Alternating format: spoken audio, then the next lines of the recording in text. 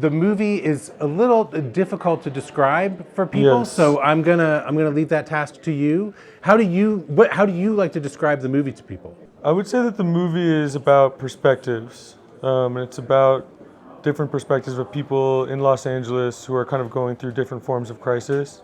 Some of it deals with addiction, mental health, but a lot of it is just more generally sort of crisis of meaning that people are having in their lives and how they're navigating that. There's parts of it that are very surreal and kind of fun and high octane, but ultimately I think it's a really sentimental human movie. Gabby, when you first get the script for this, do you know what you're kind of in for, or what was your response when you first read the screenplay?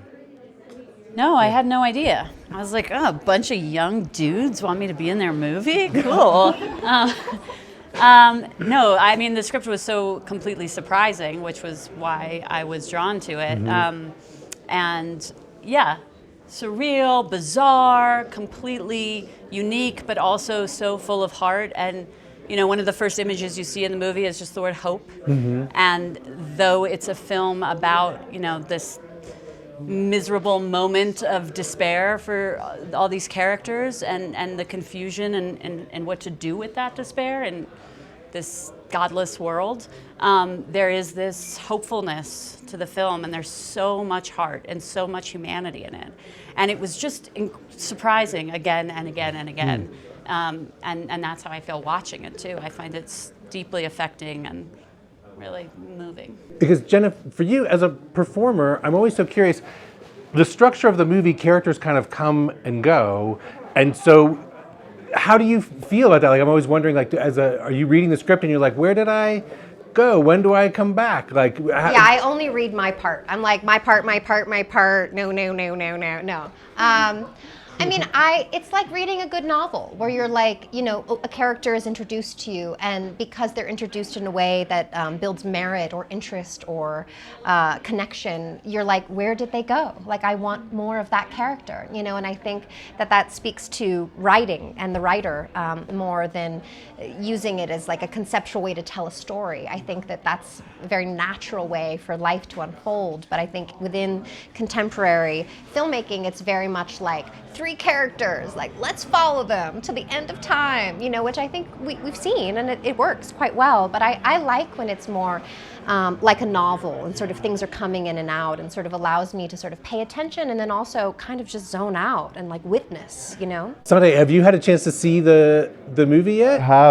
I went to the screening last week. It was my first time seeing it. By request, there was a bunch of screenings and I just kind of wanted to be surprised. And it was awesome. I was really, I knew that everybody that I worked with was really good, really, I was blown away. It's my first movie ever, my first time acting. I'm super honored to be here and part of this, something so big. I knew everyone was gonna be really good, everyone who I worked with, but I knew Jack's my cousin. I know the work he does. I know the team. They're so good. They're so professional, but also fun and free.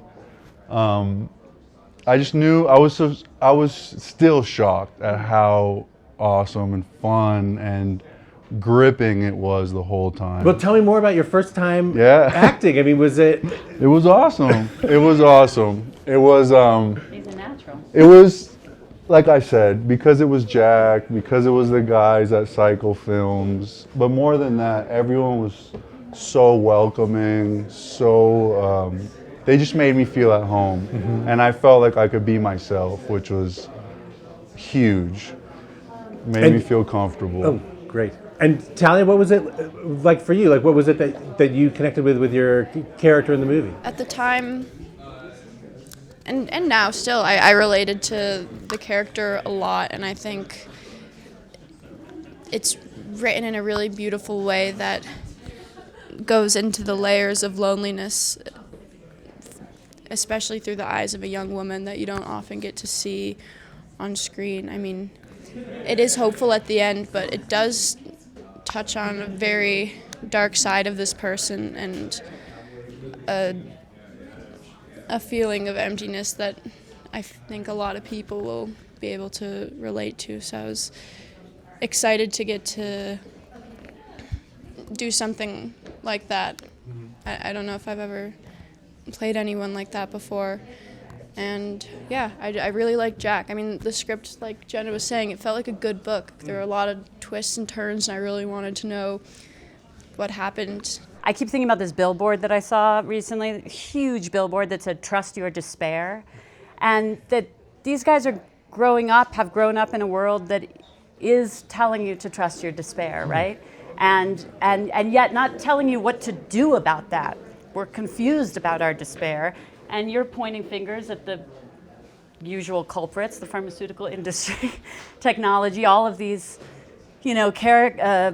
entities that are profiting off of our despair, and nobody is telling us what to do about it. We're confused about what to do with our suffering and with our loneliness. And this movie taps into that sense and then goes deeper into the shared humanity that we all do have access to, and that I do think is the answer, and that's why we're making movies. And it's really incredible that you were able to do all of that. And it's like a wild ride. It's so surprising and visceral. I know, Jena, in particular, your scenes with David Schwimmer just have this really specific tone. They're both dramatic and somewhat absurd. And was that something you had to sort of discuss with Jack? Or like, how did you sort of, with David in those scenes, find that really unusual tone to those scenes? I mean, tone is the child that you all collectively adopt together while you're making a film, and no one gets to know who that child is, right? And so it's a very hard, beautiful finesse of like, what child are we raising together? Are we raising the same child? Are we speaking the same language? But how do you set tone? You set it through script, you set it through intention, you set it through casting, you set it through how you direct. And so, it was all basically this gentleman that allowed us to traverse those lines and know what child we were raising, and that's why it feels, I think, for me as an audience, it feels cohesive. I mean, we talked about that a decent amount going into it, sort of that, some of the scenes are more subjective through David's character's perspective, and some of them are more objective, where you actually get to see this relationship for what it really is.